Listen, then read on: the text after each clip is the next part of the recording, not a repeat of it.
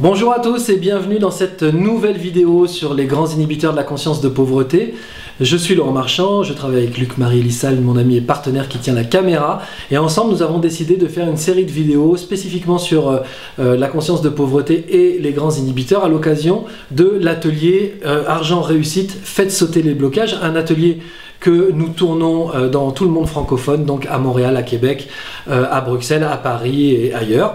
Donc vous pouvez cliquer sur les liens qui sont autour de la vidéo pour savoir quand a lieu le prochain atelier et où, et vous y inscrire et nous y retrouver et travailler avec nous pour casser les grands inhibiteurs de la conscience de pauvreté et vous ouvrir à une conscience de richesse et une vie plus harmonieuse, plus heureuse, plus généreuse, etc.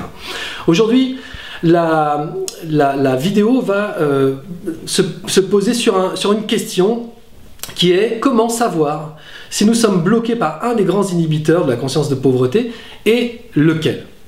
En fait, quand on voit arriver les gens en cabinet ou quand les gens nous contactent par mail pour régler des problématiques de réussite personnelle, ils ne savent absolument jamais qu'ils sont bloqués par un des grands inhibiteurs.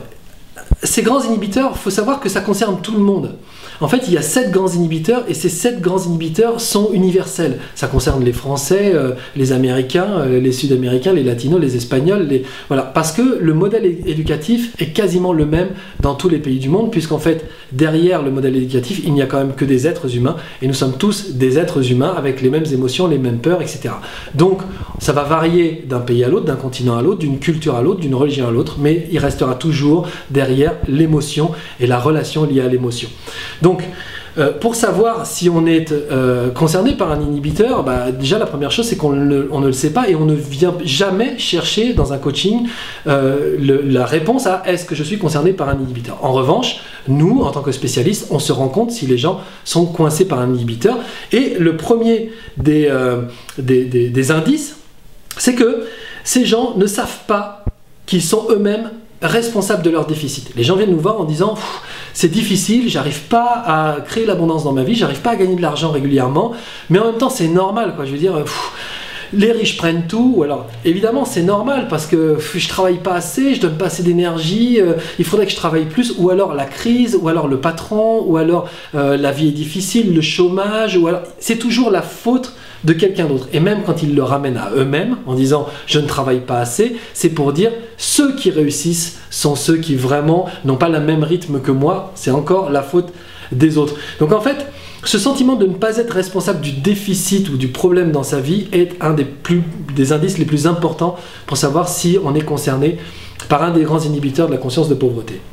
Ensuite, cela va de soi, et j'en parlais déjà, cibler un coupable permet d'identifier un inhibiteur. Si on me dit bah ouais mais en fait j'ai peur de réussir parce que si je réussis pas, si je me plante encore, qu'est-ce que vont penser mes parents? On sait qu'effectivement on est dans un certain type d'inhibiteur plus que dans un autre. Si on me dit ouais mais moi de toute façon je sais que je réussirai jamais, je crois que je me bats contre des moulins, mais en fait je pense que mon karma c'est l'échec toute ma vie. Là on sait qu'on est dans un inhibiteur plus que dans un autre, etc.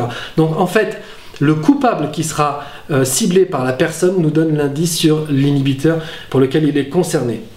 Ensuite, il y a un indice aussi très intéressant, c'est le sentiment qu'il est impossible de se sortir du problème. C'est-à-dire que l'inhibiteur est tellement profond qu'on est absolument certain qu'il n'y a aucune issue. Et ça, c'est véritablement l'aspect le plus dramatique des grands inhibiteurs de la conscience de pauvreté, c'est que les personnes qui en souffrent pensent que de toute façon, quelle que soit la méthode, quelle que soit la sortie possible, eux, ils sont en dehors de ça. Ce n'est pas pour eux, ils n'y arriveront pas. Ou alors, ce sera difficile, ou ça leur demandera trop d'énergie, ou de toute façon, il y aura toujours quelqu'un pour les empêcher. Et ça, c'est véritablement difficile et triste et dramatique, parce que c'est pas vrai. En fait, tout le monde peut quitter en un rien de temps son grand inhibiteur et passer à autre chose. C'est pour ça que nous organisons des ateliers avec Luc-Marie pour aider les gens à trouver leur grand inhibiteur, à le casser et ensuite à s'ouvrir à autre chose. Et à partir du moment où on est parti sur une autre voie, le grand inhibiteur, bizarrement, il est plus avec nous, il nous accompagne plus dans la vie. Et quand il nous accompagne, quand il revient, quand il fait son apparition à l'occasion d'une situation particulière, on se dit ah, je sais que c'est un grand inhibiteur de la conscience de pauvreté, je sais que c'est mon grand inhibiteur, ça ne me concerne plus aujourd'hui, je le renvoie dans ses pénates et je passe à autre chose.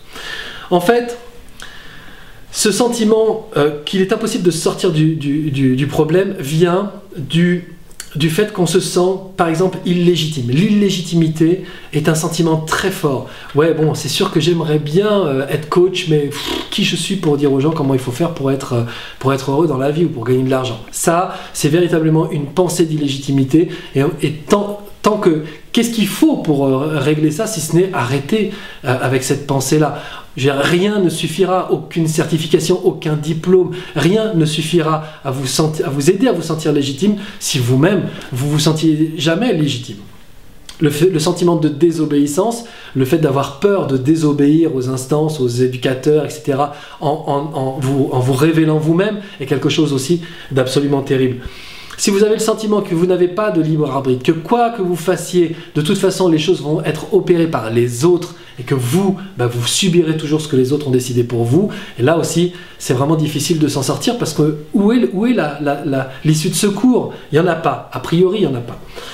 Et la peur de se renier soi-même, bon ça c'est autre chose aussi, c'est pareil, c'est toujours les autres qui vont décider de qui on est, de qui on a le droit d'être et qu'est-ce qu'on a le droit d'exprimer, et là c'est pareil, c'est extrêmement frustrant parce que malgré toute notre bonne volonté, on est toujours limité par ce que les autres pourraient penser.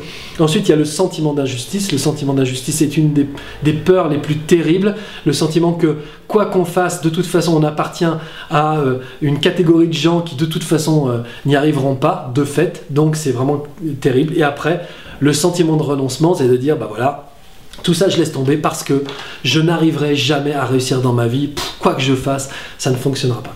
Les gens qui sont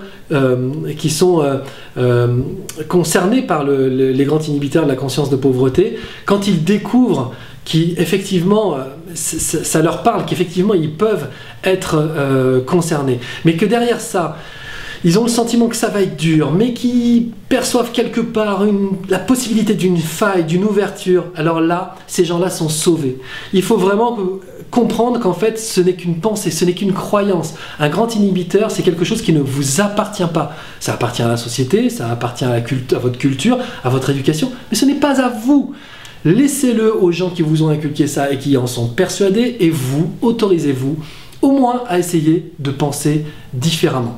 Au cours des ateliers, comme l'atelier Réussite à argent, faites sauter les blocages, avec Luc Marie, on va justement vous aider à percevoir la porte ouverte, même à demi ouverte, de votre solution. Et on va vous aider à passer cette porte le plus vite possible pour vous faire découvrir un univers qui est un univers ouvert vers plus d'abondance, d'épanouissement et de bonheur personnel. Donc venez à ces ateliers, rejoignez-nous, on va travailler ensemble et vous allez passer véritablement de l'enfermement dans la conscience de pauvreté à l'ouverture vers la conscience de richesse. Voilà, je vous dis à très bientôt pour d'autres vidéos. Je vous souhaite une bonne journée. Ciao.